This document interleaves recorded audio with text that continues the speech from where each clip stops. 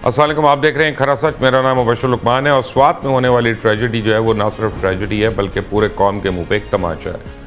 और उसकी वजह जो है, मैं कल से भी आपको यही बता रहा हूँ, बल्कि परसों भी मैंने यही कहा था, उसकी वजह सिर्फ उन बच्चों की, उन लोगों की अमवात नहीं है, वो तो बहुत बड़ी ट्रेजेडी है। उस घर के ऊपर, उस ख़ानदान के ऊपर क़यामत सुगरा आई और आकर गुजर गई और वो अपना हिसाब लेके आगे चले गए। लेकिन उसके बाद जो वज़ीर आला KPK के जिस तरह से बयानात आए हैं कि मैं क्या खेमा लगा लूँ वहाँ पे, मैं क्या टेंट लगा लूँ वहाँ पे, मेरा ख्याल है कि इंसानियत की इससे ज़्यादा तज़लील नहीं हो सकती। और पूरी दुनिया में अगर कोई और यानी कोई और मुल्क होता, कोई और जगह होती, तो शायद अभी तक उसको स्टेप डाउन करना पड़ जाता अपनी इस बात के ऊपर। और उसके बाद किसी एक जनाजे पे मौसूफ ने शिरकत नहीं की है, बल्कि उसको छोड़ दें।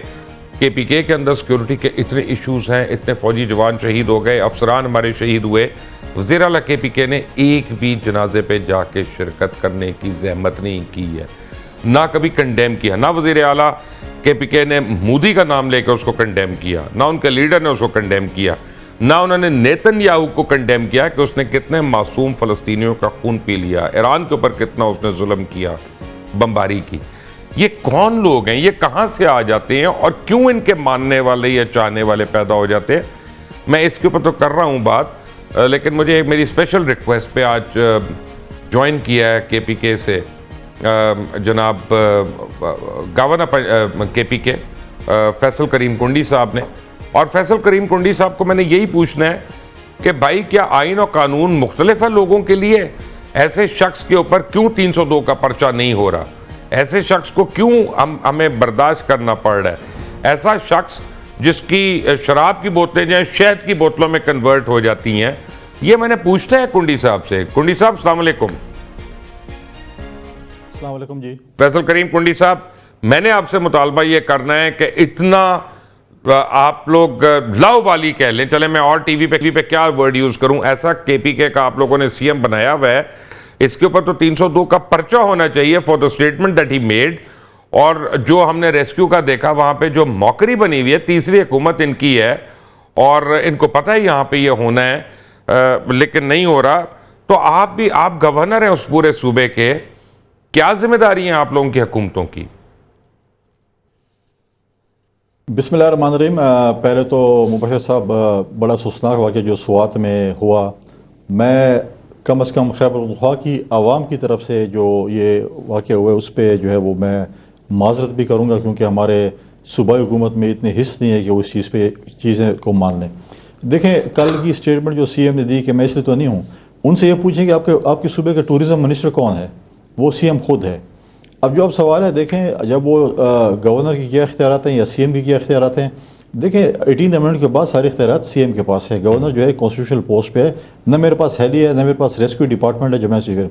लेकिन आप देखें कि जिस जो बेसिन में है, मतलब आज भी डटाई से कह रहे हैं कि हम क्या कर सकते हैं, वहाँ पर तंबू लगा के जाएँ। बात यह है कि अपना रेस्क्यू का सारा सामान इस्लामाबाद छोड़ के आ गए हैं। जब आप कैदी नंबर 420 को छोड़ने के लिए इस्लामाबाद जा रहे थे, आपको ये पता है कि ये फ्लड इमरजेंसी होनी है, आपने अपने हेली तक नहीं भेजा। वो हेली किधर है जिनका, जो कह रहे थे कि हमारा हेली है और हम उसको चलो एम्बुलेंस भी बना लिया, आज वो हेली मौजूद नहीं था।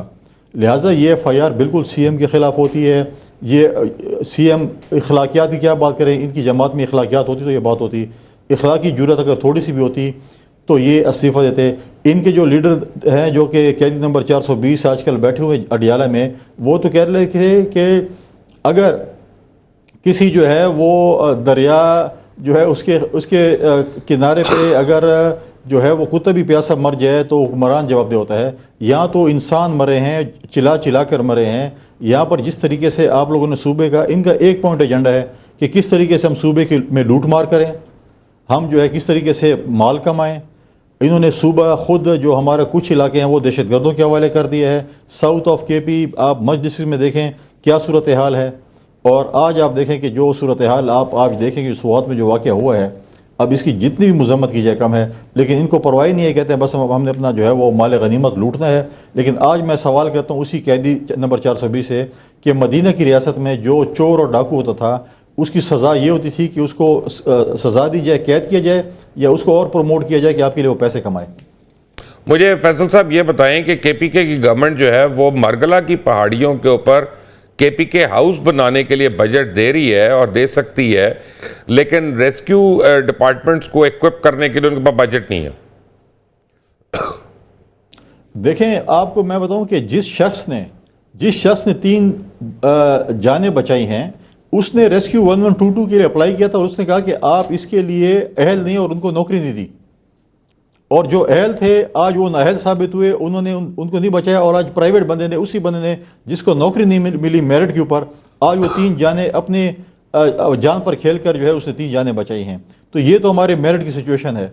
जब नौकरियां बिकेंगी, सब कुछ लूट मार होगा, तो यही सूरत हाल होगी। अब वो अपने अयशों के लिए बनाएं, मरगले की पहाड़ी पे वो बनाएं। अयशें तो वैसे भी कर रहे हैं, अगर वो मरगले की पहाड़ी पे करें या मरगले की पहाड़ी के नीचे करें या मरगला पहाड़ी के पीछे करें, तो अयशें तो ऐसे भी करें, उसमें मरगला पहाड़ी पे जाने की क्या जरूरत है उनको। लेकिन मुझे ये बताएं कि ऑन द होल केपीके में सबसे ज़्यादा टूरिस्ट ने आना है। अल्लाह ताला ने केपीके को हुस्न दिया है, केपीके है एक खूबसूरत जगह, कोई इसमें दो राय नहीं है, लेकिन ना वहाँ पे पब्लिक टॉयलेट्स हैं, ना पब्लिक रेस्ट रूम्स हैं, ना कोई डिसेंट जगहें हैं खाने पीने की। बल्कि आज तो मुझे पता चला है कि काफ़ी लोगों ने जो दरियाए स्वात के ऊपर होटल्स थे उनको गिराना शुरू कर दिया कि इनकी वजह से यहाँ ये मसाइल हो रहे हैं। ये तो ऐसी बात हो गई कि आप जो है वो जेब में पैसे ना लेके जाएं बाज़ार में और कहें कि जेब कुतरे ख़त्म हो गए हैं। लिहाजा प्रॉब्लम यह है कि आपने उस चीज़ों को ठीक करना है कि होटलों को बंद करके या गिरा की चीज़ों को ठीक करना है। पहली बात तो यह है कि इनके 13 साल हुकूमत को हो चुके हैं, 12-13 साल। टूरिज़्म इनका टॉप प्रायोरिटी था। आज मुझे बताएं कि इंफ्रास्ट्रक्चर की क्या हाल है। होटल्स की आप बात कर रहे हैं कि लोग वापस जाकर कहाँ पर रहेंगे, क्या क्या चीज़ हैं। ये स्पोर्ट्स के नाम पे आए थे कि हम पता नहीं वर्ल्ड कप जीत के आए हैं, लेकिन वो पूरी टीम जीत गई थी, एक शख्स नहीं जीता था। आज तक एक स्टेडियम क्रिकेट का नहीं है जहाँ पर हम क्रिकेट खेल सकें। आप PSL नहीं खेल सकते, आधी टीम क्रिकेट की आपकी पश्तून है, आप फर्स्ट क्लास क्रिकेट नहीं खेल सकते। एक अरबाब नया स्टेडियम था, वो 2017 से बन रहे, आज तक कंप्लीट नहीं हो सका। उसकी सिर्फ रिफर्बिशमेंट होनी थी, उसका नाम तो इन्होंने इमरान खान रख दिया, लेकिन नाम रखने से तो स्टेडियम नहीं बना। आज तक वो स्टेडियम नहीं बन सका। स्पोर्ट्स की ये सूरत हाल है। टूरिज़्म आपके सामने है। 350 डैम माशाअल्लाह बनाने थे जो कि आधा भी नहीं बना सके। इनका एक पायलट प्रोजेक्ट था जिसको बिलियन ट्री कहा जाता था। आज बिलियन ट्री का नाम लेने से ये शर्माते हैं, क्योंकि इनका एजेंडा था कि हम बिलियन ट्री काटेंगे, लगाएंगे नहीं। हम उल्टा समझे कि शायद ये लगाएंगे। हेल्थ सिस्टम इन्होंने तबाह कर दिया है, एजुकेशन इनका तबाह है। क्या क्या क्या किस किस चीज़ को आप इनको रोएंगे। हाँ, आप सोशल मीडिया तो बड़ा देख सकते हैं कि बड़ा स्विट्ज़रलैंड है और पेरिस है और पता नहीं क्या क्या तभी। आप प्रैक्टिकली आकर देखें कि इन्होंने सूबे का क्या हशर कर दिया है, वो आपके सामने होगा। फिर फैसल साहब, मुझे लास्ट सवाल आपसे ये है कि मुझे ये बताइएगा कि अब सुप्रीम कोर्ट ने इतना हिस्टोरिक जजमेंट दे दी है और तमाम जमातों को अब मज़ीद सीट्स मिल गई हैं और इनकी सीट्स कम हो गई हैं, तो अब केपीके की पार्लियामेंट में बड़ा छोटा सा नंबर है। क्या आप लोगों की तमाम पार्टीज़ जो हैं ऊपर ये डिस्कशन हुई है कि इनकी हुकूमत को उड़ाया जाए और अपनी हुकूमत लाई जाए? ऐसा अभी तक कोई डिस्कशन नहीं हुई, और जब होगी तो बातचीत होगी, लेकिन ऐसा मैंने मीडिया के ज़रिए देखा है, ऐसा कोई ऐसी डिस्कशन नहीं हुई कि इनकी हुकूमत को गिराया जाए और कोई और हुकूमत लाया जाए। हाँ, जमहूरियत में है, अगर आपके पास एक नंबर भी ज़्यादा होगा तो आप अदम एतमाद की तहरीक ला सकते हैं। जिस दिन हमारे पास नंबर पूरे हो जाएंगे तो हम सेकंड का भी इंतजार नहीं करेंगे। आपकी ख्वाहिश क्या है? जैसे प्रेसिडेंट साहब ने आपकी ख्वाहिश क्या है? जाती ख्वाहिश, आपकी जाती ख्वाहिश क्या है कि ये कब तक हो जाए? जाती तो देखें, मेरी ख्वाहिश जमहूरियत के साथ है। जिस दिन नंबर पूरे होंगे तो फिर आपको अपनी जाती ख्वाहिश बता देंगे हम अदम एतमाद कर रहे हैं।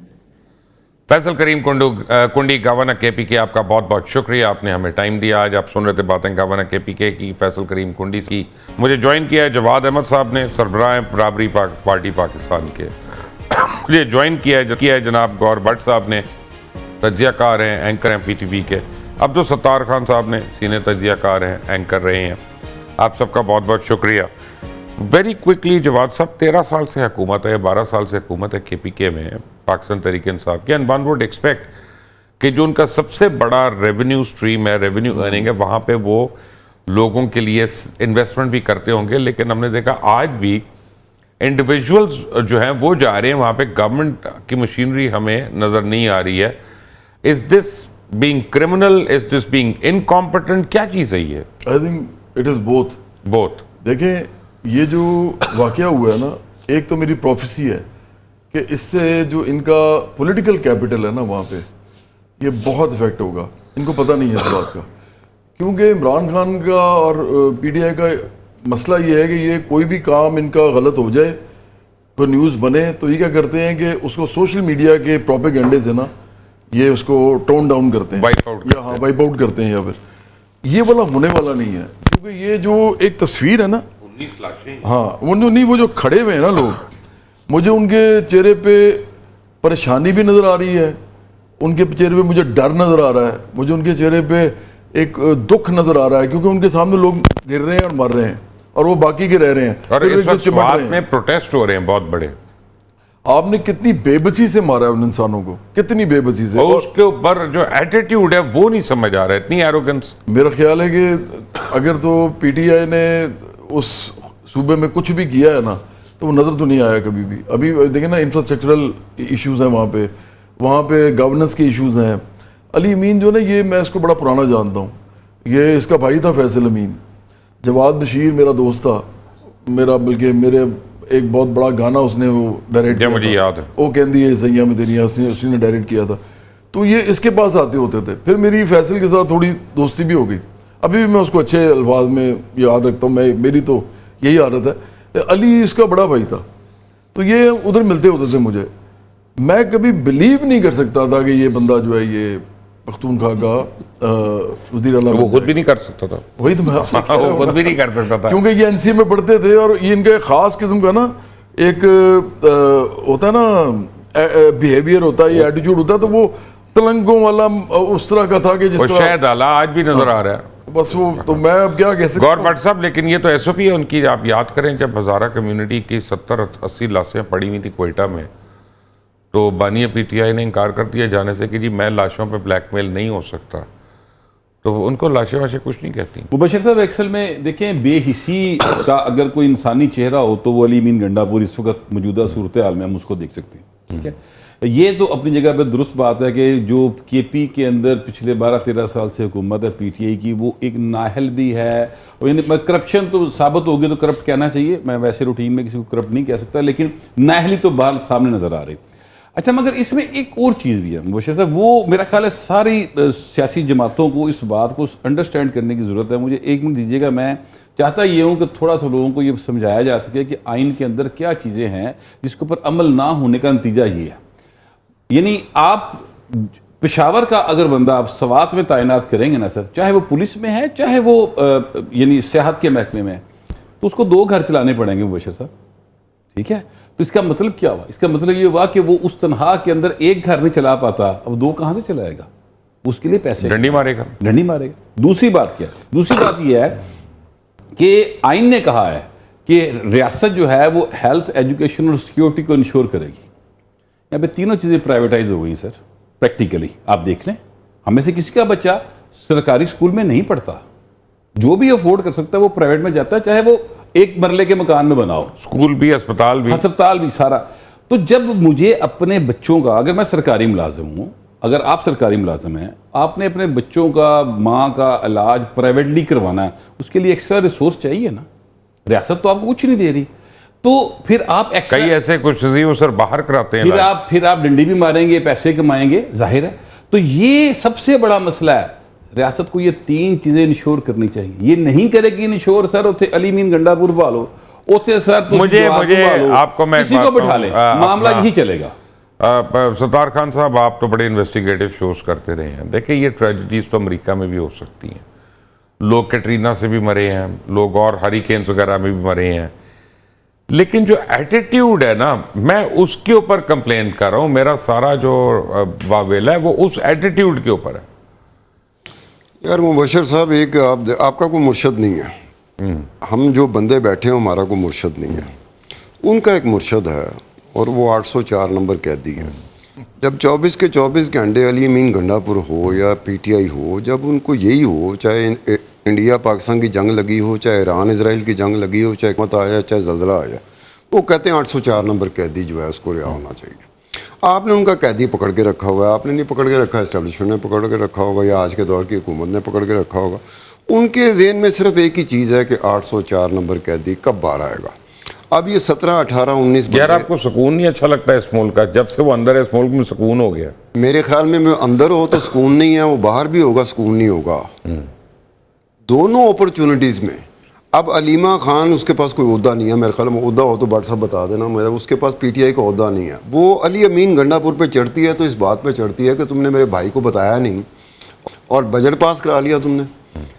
अलीमा खान कभी भी इस बात पे अली अमीन गंडापुर को नहीं करेगी कि जनाब 18 बंदे अलीमा मार के खान खैर छोड़ दें, मेरा मुंह ना खुलवाएं, मैं आपसे ज़्यादा जानता हूँ उसको। तो यार मैं नहीं जानता, मैं इसीलिए कह रहा हूँ कि शायद मैं कम जानता हूँ, आप ज़्यादा जानते हैं, तो आप बहुत ज़्यादा बताएंगे। जानता हूँ, ज़्यादा। अब ये है कि आप लोगों ने कैदी नंबर 8 को जो उनकी इबादत बन चुका हुआ, उनकी पूजा पाठ बन चुका, इस वक्त जो रवैया आप देख रहे हो KPK में हो, चाहे गंडापुर का, चाहे किसी का हो, वो नहीं समझ रहे कि ये कोई ट्रेजेडी है। वो बिल्कुल नहीं समझ हम कैसे इस मुल्क में कॉमन पर्सन को एम्पावर करें कि उसको ये समझ आए कि मैंने डकोस्टों के पीछे नहीं जाना, मैं मैनिफेस्टो के पीछे जाना है, मैंने परफॉर्मेंस के पीछे जाना है। क्यों हमें उन बातों का यकीन नहीं आता और हम फिर, चाहे जवाद अहमद हो, जवाद अहमद मुझे पसंद है, लेकिन वो उसका किया हुआ काम जो है उसको मैं नज़रअंदाज कर, ये क्या बात है? अच्छा, मेरे ख्याल में जो एक ही तरीका है जो हम भी कर रहे हैं, वो होता है नहीं होता। कई दफ़ा मुल्कों के अंदर जो है स्टेजेस या फेजेस ऐसी चल रही होती हैं हिस्ट्री की कि आपका काम जो है वो लोगों को नहीं लगता इतना ज़्यादा वाइटल नहीं लगता, लेकिन तरीका एक ही है, वो ये कि आप मासेस के अंदर जाएं और मासेस के अंदर जाके उनके अंदर लीडर प्रोड्यूस करें, क्योंकि जो जिनके इश्यूज हैं, तो वो तो जब तक लोकल बॉडीज नहीं होगा नहीं हो सकता। लोकल बॉडीज़ के अलावा भी हो सकता है। देखिए, जो एक सियासी पार्टी होती है ना, वो एक्चुअली अगर देखा जाए तो उसका एक ही मिशन होना चाहिए कि उस मुल्क के अंदर जो पार्लियामेंट है, लोकल गवर्नमेंट अब स्ट्रक्चर ये है। हमारा कैमरामैन है क्षमा, देखे जरा उसको, ये MNA बन सकता है ना, ये 20 करोड़ रुपया खर्च कर सकता है? बिल्कुल बन सकता है। मैं उसका तरीका आपको वही बताने लगा था कि देखें, अगर हमारा मतमा नज़र ये है ना कि हमने एक पैरेलल गवर्नमेंट अपनी पार्टी की आखिरकार बनानी है, तो हमारी पार्टी में फिर ऐसे केपेबल लोग होने चाहिए कि हम वो पूरा का पूरा स्ट्रक्चर उठाएं और जब गवर्नमेंट में आए तो उठा के वहाँ रख दें। अब वो अगर आम लोग हैं, क्योंकि हम तो आम लोगों की पार्टी हैं, हम तो मिडिल क्लास और गरीब मेहनत कशों की पार्टी हैं और सिर्फ इनकी पार्टी है, तो आपका कोई जहांगीर तरीन नहीं है? सवाल ही पैदा नहीं होता। जहांगीर आए, अगर आप आ ही चलेंगे नहीं कितनी सकते। देर? हमारी पार्टी में वो आ ही नहीं सकते। अच्छा, हमारी जो फंडिंग होती है वो क्राउड फंडिंग होती है। मैं मिसाल के तौर पे आपको ये बताता हूँ कि अगर तहरीक चला दें अब इस यार गोगी को बुला लें यार, नहीं, सवाल गोगी ही फारिग पैदा आज नहीं होता ना। अमीरों के साथ तो हमारी सियासी लड़ाई है, जाती नहीं है, सियासी लड़ाई है, क्योंकि उन्होंने इस मुल्क को 78 साल से खाया हुआ है।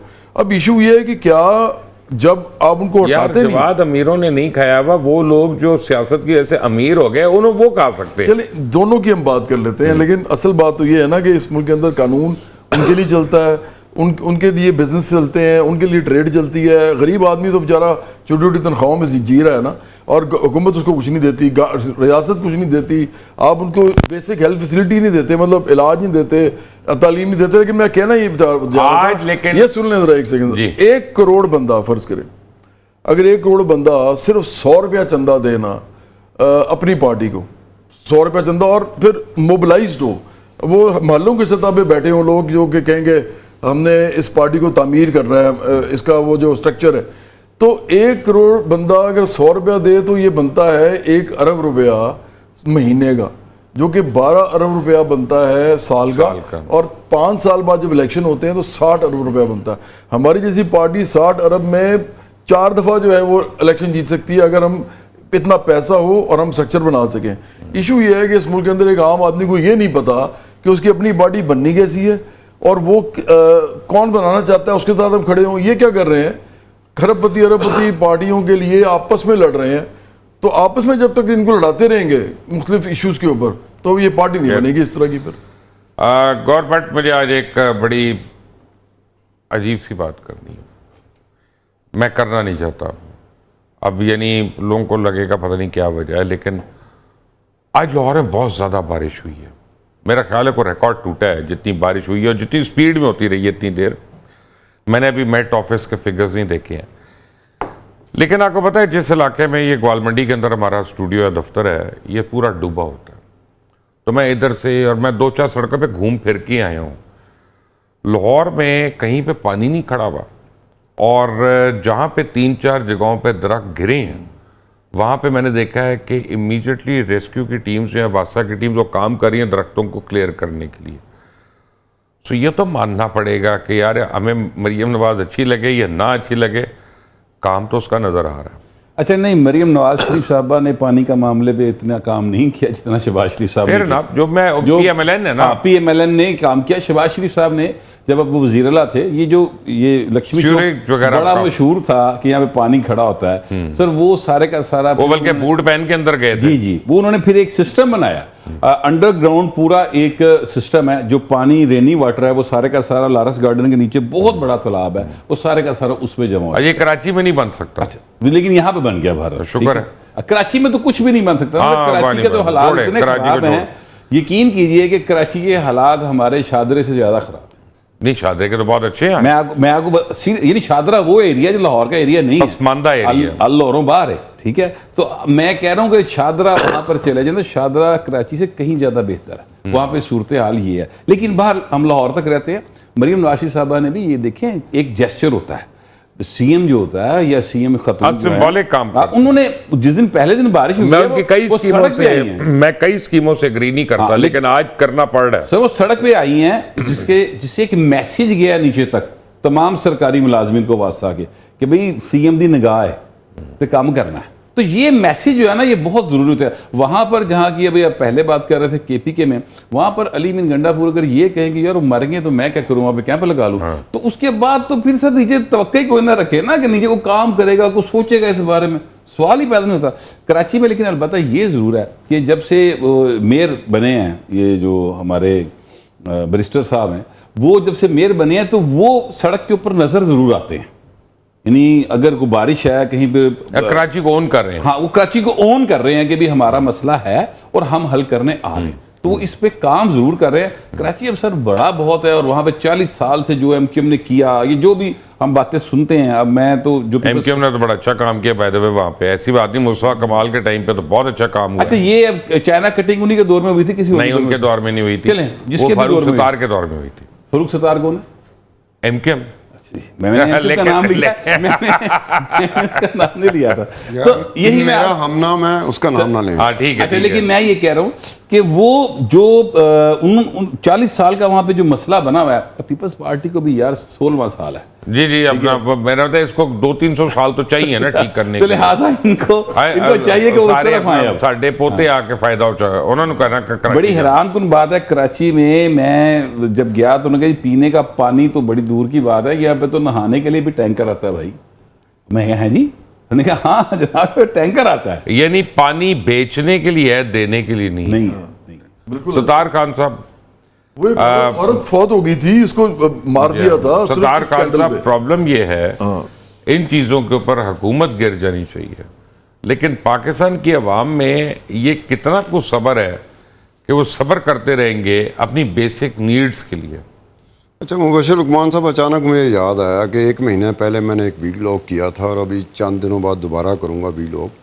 KPK में एक प्रोजेक्ट है, बस टर्मिनल प्रोजेक्ट, 4 अरब रुपए का उसमें फ्रॉड हुआ है। ये मैंने किया था लीक। 4 अरब रुपए का उसमें फ्रॉड हुआ है और वो 2014 से लेकर आखिरी जो डेट थी ना, वो 25 जून 2025 थी, एक्सटर्नल उसको टाइम जो मिला।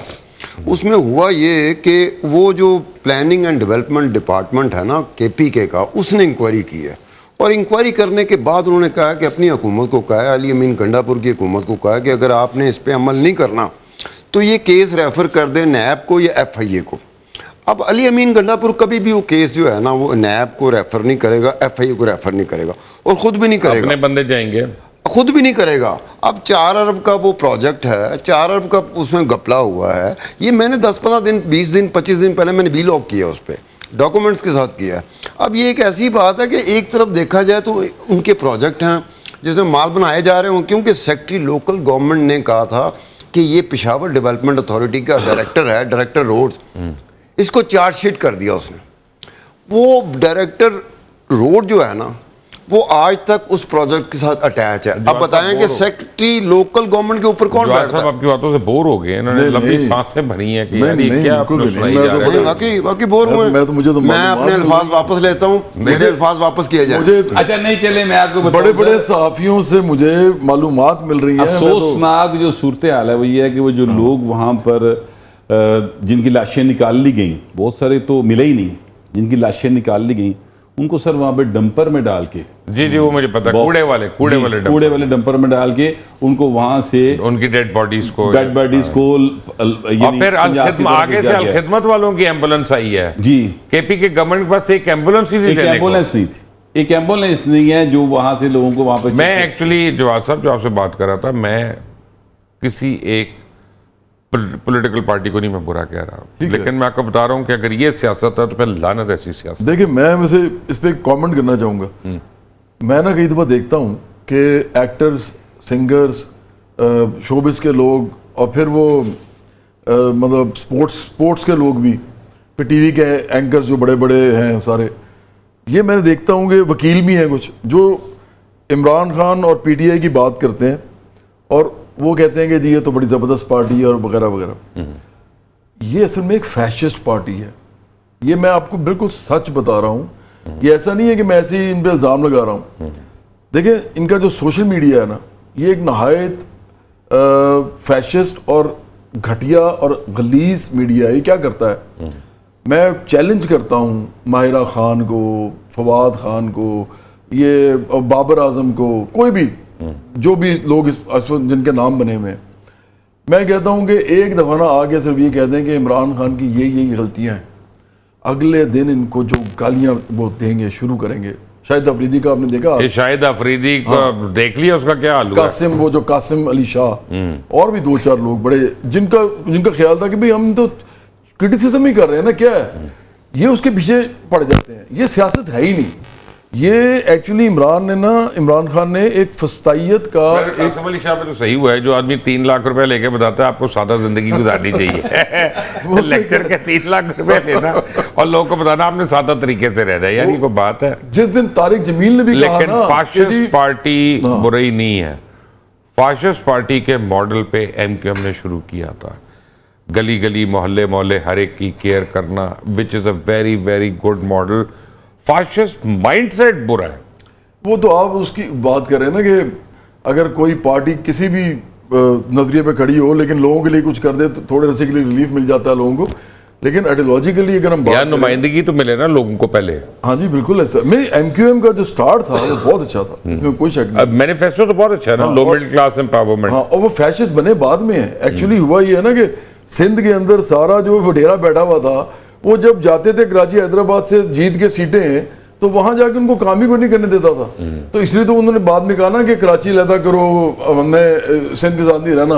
वो इसलिए कहते थे क्योंकि हमारे पास कम से कम गवर्नेंस के लिए हमारी अब जिंदगी में सतार खान कभी लोकल बॉडी सिस्टम शुरू होगा प्रॉपर तरीके से?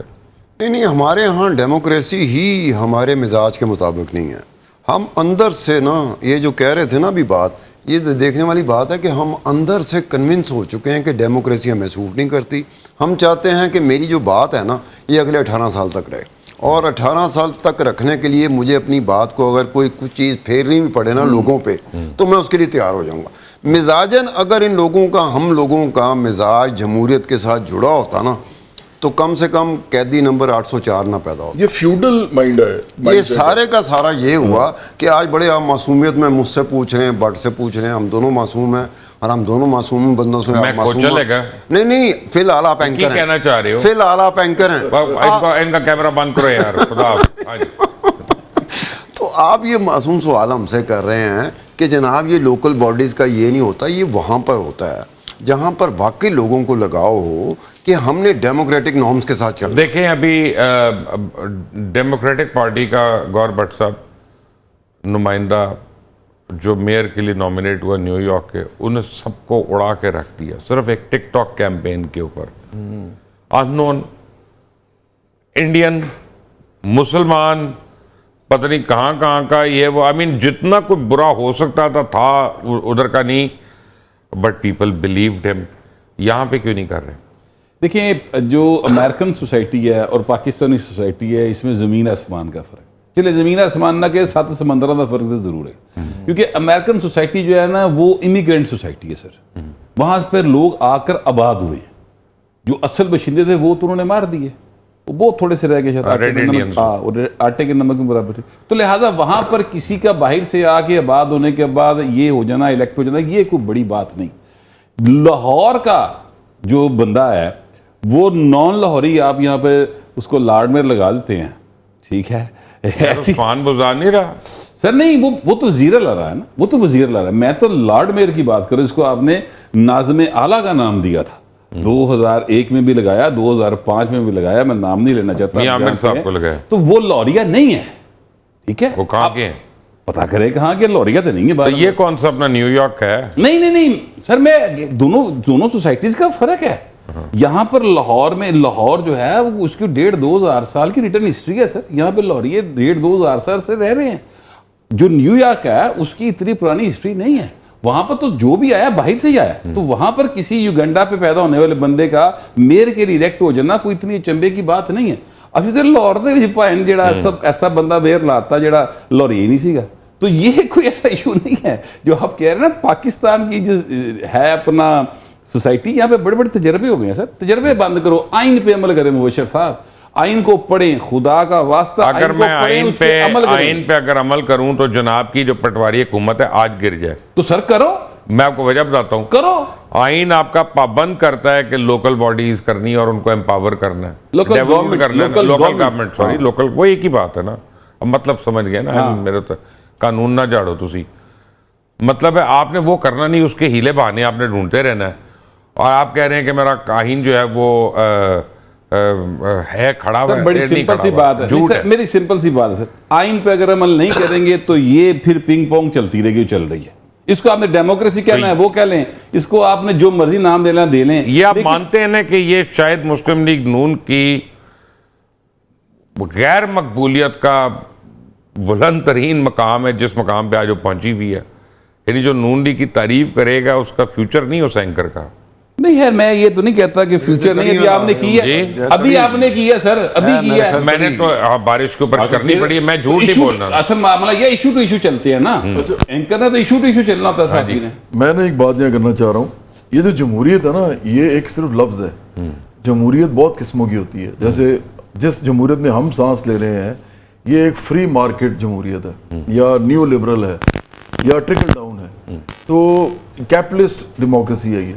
अब अगर फर्ज करें कि डेवलपमेंटल मॉडल अगर आपने देखना है तो दुनिया में सिर्फ एक ही है, वो चाहे जमहूरी तरीके से आए, वो जो आपने कहा अभी फैशिज्म, उसको मैं तो सपोर्ट नहीं करता, लेकिन किसी भी हवाले से आए, आखिरकार वो रियासत की जिम्मेदारी बनती है कि वो डेवलपमेंट करे।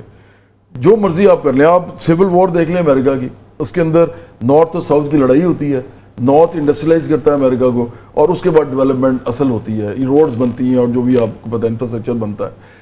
आप चाइना का मॉडल देख लें, रियासत की पूरी मशीनरी है जो चाइना को, वो तो डेमोक्रेसी के ऊपर पेड़ है। वही ना, ये तो कह रहा हूँ। इसी तरह रशिया, पूरा मिडिल ईस्ट यकीन ही नहीं करता डेमोक्रेसी पे। बिल्कुल, रशिया आप देख लें, यूरोप के अंदर आप शुरू का उनका वो देख लें, बादशाह जब खत्म हुई तो एकदम वो वाली डेमोक्रेसी तो नहीं है जो आज है। राइट्स ही नहीं मिले। अब अमेरिका में स्लेव्स को असल राइट्स जो आखिरकार वोट के मिले वो तो कैनेडी के जमाने में मिले, 60s में, 1960s में।